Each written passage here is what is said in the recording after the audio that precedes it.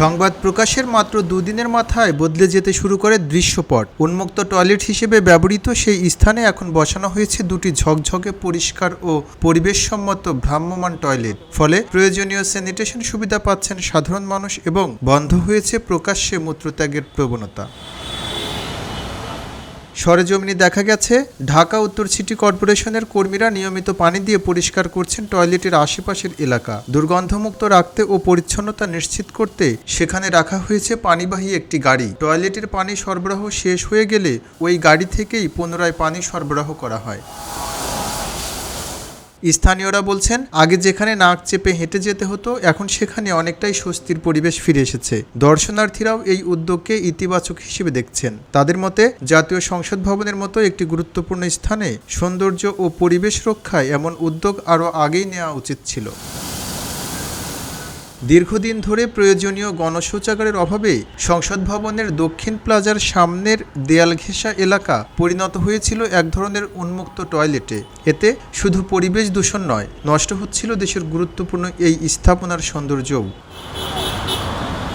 গত সপ্তাহে এ বিষয়ে দক্ষিণ প্লাজা এখন উন্মুক্ত টয়লেট, ম্লান হচ্ছে সংসদ ভবনের সৌন্দর্য শিরোনামে সচিত্র প্রতিবেদন প্রকাশ করে দৈনিক খবরের কাগজ। প্রতিবেদনে তুলে ধরা হয় কিভাবে পথচারী, ভ্রাম্যমাণ দোকানি ও হকাররা বাধ্য হয়ে সংসদ ভবনের দক্ষিণ প্লাজার দেয়ালের পাশে প্রকাশ্যে প্রস্রাব করছেন। দুর্গন্ধ, অস্বাস্থ্যকর পরিবেশ এবং নোংরা অবস্থার কারণে বিব্রতকর পরিস্থিতিতে পড়তে হচ্ছিল এলাকাটিতে আসা সাধারণ মানুষকেও। এটা আসলে পরিবেশের জন্য খুবই ক্ষতিকর এবং খুবই লজ্জার বিষয়। কারণ এই যে মনে করেন আমি এখন বয়স হয়েছে, আমার এখন চাপ লেগে আছে, আমি এখন কোথায় যাব? আর যদি এরকম কোনো সরকারি ব্যবস্থাপনা থাকা উচিত অবশ্যই, কারণ বিশ্বের বহু দেশে এরকম আছে, ব্যবস্থাপনা আছে। কিন্তু আসলে পরিবেশ না, সংসদের সামনে আসলে পাবলিকের জন্য যদি পাবলিক টয়লেট করা হয় দুই পাশে দুইটা, তাহলে জনসাধারণের জন্য উপকার হইতো, তাহলে পরিবেশটা দূষণমুক্ত থাকতো। এই জায়গা আছে, তারপর দিয়ে উদ্যান আছে, ওখানেও পাবলিক টয়লেট নাই, সুন্দর করে সাজাইছে, ওখানেও দুইটা পাবলিক টয়লেট দরকার, তাহলে পরিবেশটি মুক্ত থাকে। অনেক সুন্দর লাগছে, ডাস্টবিন দিছে। সংবাদ প্রকাশের পর এখন এখানে বসানো হয়েছে দুটি ভ্রাম্যমাণ টয়লেট। ছোট একটি উদ্যোগ বদলে দিতে পারে একটি গুরুত্বপূর্ণ জনস্থানের পরিবেশ।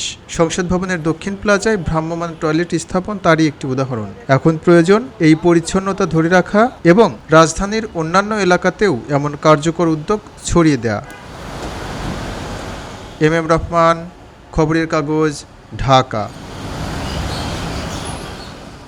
খবরের কাগজ, নিখাত, নির্ভীক, নিরপেক্ষ।